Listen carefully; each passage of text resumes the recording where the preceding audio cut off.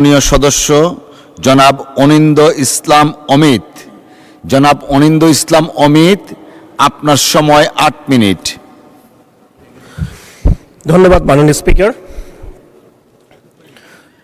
Budget সম্পর্কে কথা বলবো, তার আগে একটি বিষয় মানে স্পষ্ট হয় বাঞ্ছনীয়, কারণ তা না হলে দেশ ও জাতির কাছে একটি ভুল বার্তা যাবে। এইমাত্র যে মাননীয় সংসদ সদস্য কথা বললেন, তিনি বললেন মাননীয় স্বরাষ্ট্রমন্ত্রী নাকি আল্লাহু আকবারে আপত্তি রয়েছে। আমরা যদি বুঝে থাকি স্বরাষ্ট্রমন্ত্রী যে কথাটি বলতে চেয়েছেন, আল্লাহু আকবার অর্থাৎ আল্লাহ মহান, এই বক্তব্য দিয়ে, এই স্লোগান দিয়ে ব্যাংক ডাকাতি করবার কোনো সুযোগ নেই। বিগত 17 বছরে আমরা দেখেছি সমাজের হাজারো অনিয়মকে জয় বাংলা স্লোগান দিয়ে জায়েজ করতে।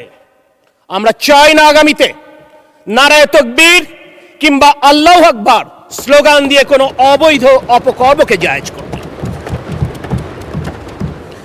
মাননীয় স্পিকার, 2026-27 অর্থ বছরের বাজেট উপস্থাপিত হয়েছে। এই বাজেট নিছক আয় ব্যয়ের হিসেব নয়। যেই নির্বাচনী ম্যানিফেস্টোকে বাংলাদেশের জনগণ আস্থা রেখে জনাব তারেক রহমানের নেতৃত্বাধীন বাংলাদেশ জাতীয়তাবাদী দলকে 2/3 আসনের সংখ্যাগরিষ্ঠতা দিয়ে এই মহান জাতীয় সংসদে পাঠিয়েছে এবং দেশ পরিচালনার দায়িত্ব অর্পণ করেছে, আজকে মাননীয় অর্থমন্ত্রী তার বাজেট উপস্থাপনের মাধ্যমে আগামী দিনে এই সরকারের কর্ম পরিকল্পনা উপস্থাপনের চেষ্টা করেছেন। সে কারণে আমি প্রথমেই মাননীয় অর্থমন্ত্রীকে ধন্যবাদ জানাতে চাই। আমরা যদি শিক্ষা খাতের দিকে লক্ষ্য করি, আমরা দেখব শিক্ষা খাত বরাবরই বিএনপির অগ্রাধিকার তালিকায় থাকে। শহীদ রাষ্ট্রপতি জিয়াউর রহমানের সময় সাক্ষরতা কর্মসূচি শুরু হয়েছিল। দেশনেত্রী বেগম খালেদা জিয়াই প্রথম নারী শিক্ষাকে অবৈতনিক করেছিলেন। নতুন বছরে আমাদের সন্তানেরা স্কুলে যে বিনামূল্যে পাঠ্যপুস্তক পায়, সেটিও দেশনেত্রী বেগম খালেদা জিয়ার শুরু করা অনুসৃত গৃহীত কর্মসূচি। মেয়েদের জন্য উপবৃত্তি, এটিও দেশনেত্রী বেগম খালেদা জিয়া চালু করেছিলেন। বেগম খালেদা জিয়ার দেখানো পথে তারেক রহমান কথা দিয়েছেন, আগামীতে আমরা স্নাতক পর্যন্ত মেয়েদের পড়ালেখা অবৈতনিক করে দেব, এবং সেই কথা মাননীয় অর্থমন্ত্রী তার বাজেট উপস্থাপনায় উল্লেখ করেছেন। 2026-27 অর্থ বছরে প্রস্তাবিত বাজেটে শিক্ষা খাতে 1,36,606 কোটি টাকা বরাদ্দের প্রস্তাব করা হয়েছে, যা মোট বাজেটের 14.56% বা জিডিপির প্রায় 2%। বিগত বছরের তুলনায় এই শিক্ষা খাতে বরাদ্দ প্রায় 1% বেশি। শিক্ষা ব্যবস্থাকে কর্মমুখী, প্রযুক্তি নির্ভর ও মানসম্মত করার উদ্যোগ গ্রহণ করা হয়েছে। আমরা যদি স্বাস্থ্য খাতের দিকে লক্ষ্য করি, আমরা দেখব স্বাস্থ্য খাতে রেকর্ড 69,409 কোটি টাকা বরাদ্দের প্রস্তাব করা হয়েছে, যা মোট বাজেটে 7.4% এবং জিডিপির 1.01%।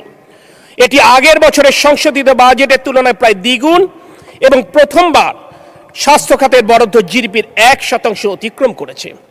উল্লেখযোগ্য বিষয় হচ্ছে, এখানে হার্টের রিং, চোখের লেন্স এবং কিডনি রোগীদের ডায়ালিসিস ফিল্টার ও ব্লাড টিউবিং এর উপর থেকে ভ্যাট এবং শুল্ক কমানো হয়েছে।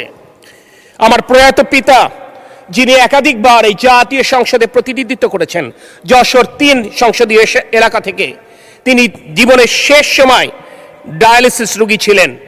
আমি দেখেছি কিডনি ডায়ালিসিসের কারণে একটি পরিবার কিভাবে ধুকে ধুকে শেষ হয়ে যায়। তাই মাননীয় অর্থমন্ত্রীকে একটি ভুক্ত পরিবারের সদস্য হিসেবে আমি কৃতজ্ঞতা জানাতে চাই এই রকম একটি মানবিক উদ্যোগ গ্রহণ করবার জন্য। আমি ধন্যবাদ জানাতে চাই ইউনিয়ন এবং পৌর ওয়ার্ডে প্রাথমিক স্বাস্থ্যসেবা ইউনিট প্রতিষ্ঠার উদ্যোগ নেবার জন্য।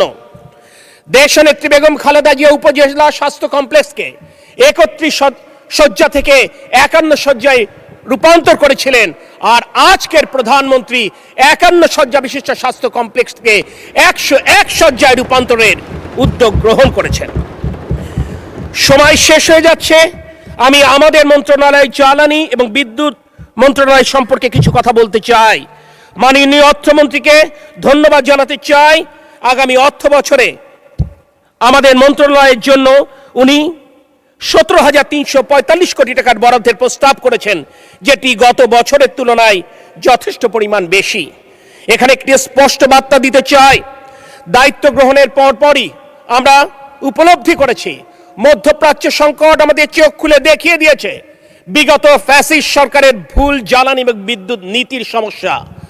আমদানি নির্ভর জ্বালানি খাতকে আমরা স্বাবলম্বী করবার জন্য আমরা সমুদ্রবক্ষ এবং স্থলভাগে নতুন করে গ্যাস উত্তোলনের উদ্যোগ গ্রহণ করেছি।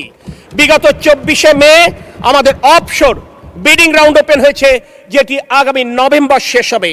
আমরা আশা করছি মাননীয় সাবেক প্রধানমন্ত্রী দেশনেত্রী বেগম খালেদা জিয়ার সময় 1993 সালে আমরা একটি সফল বিডিং রাউন্ড আমরা প্রত্যক্ষ করেছিলাম। ইনশাল্লাহ তার যোগ্য উত্তরসূরি আমাদের প্রধানমন্ত্রী তারেক রহমানের নেতৃত্বে আগামী দিনে বাংলাদেশ একটি সফল বিডিং রাউন্ড প্রত্যক্ষ করবে। আমরা ইস্টার্ন রিফাইনারির সক্ষমতা বাড়াবার জন্য, যে ইস্টার্ন রিফাইনারি 60-এর দশকে প্রতিষ্ঠা হয়েছিল, বাংলাদেশ স্বাধীনের এই 55 বছরে যে কেউ উদ্যোগ নেয়নি, আমাদের প্রিয় প্রধানমন্ত্রী ইস্টার্ন রিফাইনারির সক্ষমতা বাড়াবার জন্য ইস্টার্ন রিফাইনারির সেকেন্ড ইউনিট প্রতিষ্ঠা উদ্যোগ নিয়েছেন। এর ফলশ্রুতিতে আমাদের রিফাইনিং ক্যাপাসিটি 50 লক্ষ মেট্রিক টনে উন্নীত হবে।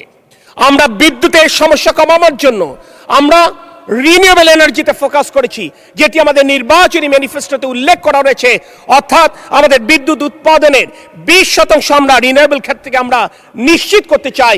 এই কারণে মাননীয় অর্থমন্ত্রী সোলার প্যানেল স্থাপনের ক্ষেত্রে যে শুল্ক সুবিধা দিয়েছেন, যে নীতি সহায়তা ঘোষণা করেছেন, সেই কারণে বাংলাদেশের জনগণের পক্ষ থেকে আমি তার প্রতি কৃতজ্ঞতা প্রকাশ করছি। মাননীয় স্পিকার, আমার বক্তব্য দীর্ঘ করতে চাই না, যেহেতু আমি জানি সময় চাইলেও আপনি আজ সময় মঞ্জুর করবেন না, কিন্তু এক্ষেত্রে একটি কৃতজ্ঞতা প্রকাশ করবার দায় অনুভব করছি আমার নির্বাচন এলাকার জনগণের পক্ষ থেকে। বিগত ফ্যাসিবাদ বিরোধী আন্দোলনে উচ্চ আদালতে আপনি যে আইনগত সহায়তা প্রদান করেছেন, সেই কারণে যশোর তথা খুলনা বিভাগের গণতন্ত্রকামী মানুষের পক্ষ থেকে আপনার প্রতি কৃতজ্ঞতা প্রকাশ করছি। একই সাথে কৃতজ্ঞতা প্রকাশ করছি এখানে উপস্থিত মাননীয় সংসদ সদস্য অ্যাডভোকেট জয়নাল আবেদিন, অ্যাডভোকেট বাবু নিতাই রায় চৌধুরী, অ্যাডভোকেট ব্যারিস্টার মাহবুদ্দিন খোকন এবং আমাদের মাননীয় আইনমন্ত্রী অ্যাডভোকেট আসাদুজ্জামানের প্রতি, যারাও বিগত ফ্যাসিবাদ বিরোধী আন্দোলনে গণতন্ত্রকামী মানুষকে আইনি সহায়তা দিয়েছিলেন। আজকের বিরোধী দলীয় বন্ধুদেরকে বলবো, সংসদ এবং সংসদের বাইরে আমাদের আচরণে যদি আমরা শালীনতার সীমা অতিক্রম না করি, তাহলে ইনশাআল্লাহ আগামী দিনে সম্মিলিতভাবে নতুন।